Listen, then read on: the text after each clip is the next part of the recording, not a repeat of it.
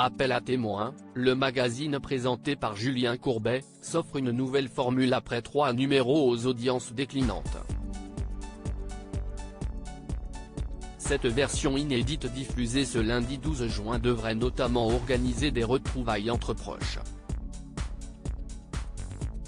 En juin 2021, M6 lance Appel à témoins, une enquête en direct avec un dispositif exceptionnel afin de résoudre des affaires non élucidées. Les animateurs Nathalie Arnaud et Julien Courbet recueillent des témoignages de téléspectateurs dans le but d'éclaircir des cas de disparition et de meurtre. Lors de la première, 700 appels sont reçus, signe d'une véritable mobilisation. 2 semaines après la diffusion, le corps de Lucas Tronche, adolescent disparu dans le Gard en 2015, est retrouvé. Si la production se vante d'avoir fait bouger les lignes, des sources proches du dossier lient cette avancée à une série de fouilles prévues en amont.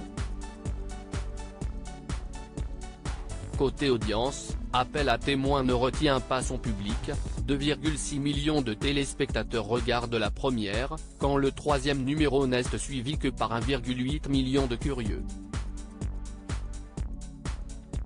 En mai 2022, Julien Courbet annonce même que l'émission s'arrêtera. Mais la chaîne rétropédale, le programme reste mais son format est amené à évoluer. Appel à témoins, l'émission de M6 établit un partenariat avec le ministère de la Justice. Appel à témoins revient donc ce lundi 12 juin avec des cas plus divers et davantage d'interactivité.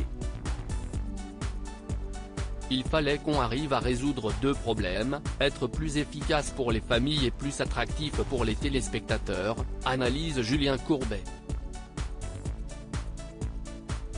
Ainsi, la teneur de certains appels du public sera dévoilée à l'antenne, ce qui n'était pas possible lorsque l'émission était en partenariat avec le ministère de l'Intérieur. La police avait des réticences à ce que les coups de fil soient publics, pour des raisons de vice de procédure, glisse l'animateur. Désormais, la salle d'appel sera gérée par l'association Assistance et Recherche de Personnes Disparues, ARPIDI, composée notamment d'anciens policiers et gendarmes. Si le ministère de l'Intérieur n'est plus impliqué aujourd'hui dans Appel à témoins, si est toujours le cas de la justice avec la présence d'un procureur en plateau. Autre grosse nouveauté, le spectre des enquêtes s'élargit aux délits de fuite et aux morts mystérieuses. L'émission Appel à témoins prend-elle un air de perdu de vue? Le rendez-vous de M6 devrait par ailleurs permettre à des familles de rencontrer des proches qu'ils n'ont parfois jamais vus. En plateau, celles-ci lanceront un appel pour tenter de se réunir enfin. De quoi faire un parallèle avec Perdu de vue, présenté par Jacques Pradel de 1990 à 1997. Je n'ai aucun souci avec la comparaison, nous n'avons rien inventé.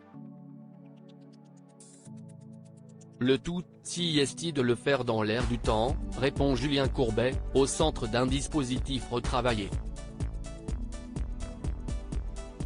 L'émission était un peu trop écrite à mon goût.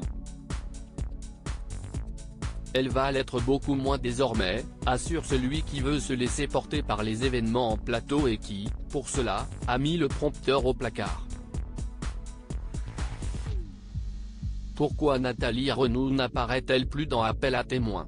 Alors qu'il animait l'émission avec Nathalie Arnaud, Julien Courbet sera désormais seul aux manettes. On a décidé qu'il fallait davantage de fluidité, être dans l'animation plus que dans le journalisme pur et dur. Ça ne rimait à rien d'animer à 2, souligne celui qui naviguera plus facilement entre la famille, le procureur et le standard. L'emploi du temps de la journaliste, promue au poste de présentatrice du 12. 45 en semaine, ne lui permettait pas non plus de rempiler dans Appel à témoins.